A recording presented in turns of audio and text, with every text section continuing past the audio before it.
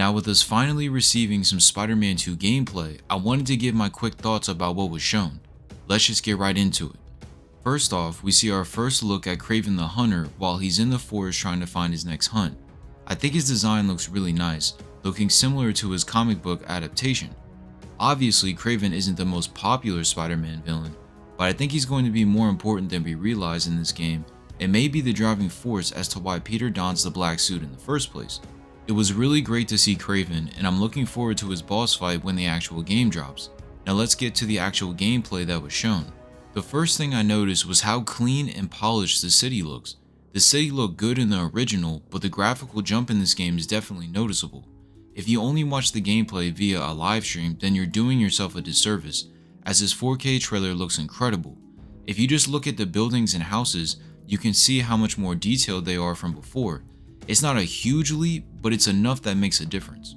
Moving on to the symbiote suit, we see Peter use this suit and I think it just looks great. From how heavy his hits feel to how he can perform symbiote attacks with the tentacles, it all just flows so well. It makes me wonder how we'll be able to upgrade the suit and what other abilities we'll be able to use when wearing it. Adding symbiote suit abilities to the skill tree would be so cool. I love the change in personality and tone when Peter is wearing the symbiote suit. Just hearing some of the dialogue between him and Miles while seeing how aggressive he is towards the civilians, it was just crazy. Sounds like Kraven's checking off his. We don't have much time. Move. Guess we'll chat later. Seeing the shifting character for Peter is going to be jarring, and I can't wait to see how Miles ultimately handles it. Another question I had was if we'll be able to switch between our normal suit and the black suit. To be able to switch in between suits mid-combat will add a whole nother layer to the gameplay, as you could use the abilities of both suits when needed to gain the advantage during the fights. I wonder if this was just me, but when looking at the suit, do you think it looked a little weird at times? I love the design, but at some moments the texture looks a little off, almost like the skin was wrinkly, but then at other times it's like a smooth gloss finish. It doesn't ruin the suit at all, but I'm wondering if that's because of the lighting or if they just intended it to be this way. One noticeable thing that has changed is the HUD. In the top left you can see the health bar, and to the right it looks like that's the amount of web fluid that you can use. Now I could be wrong because it's been a while since I played Spider-Man 2018 and Miles Morales.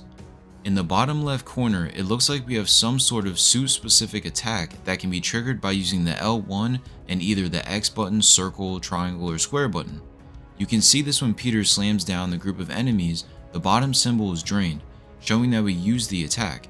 Again, this is all speculation, but I think when the attack is recharged and is ready for use, the orange ring will appear around the attack.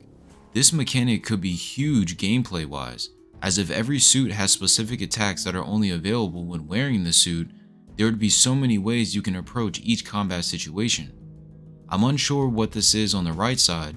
I thought it was for gadgets, but if I remember correctly, the gadgets we use are normally shown in the top right of the screen. So in this situation we would be using the webs, but it's been so long I could have mixed it up.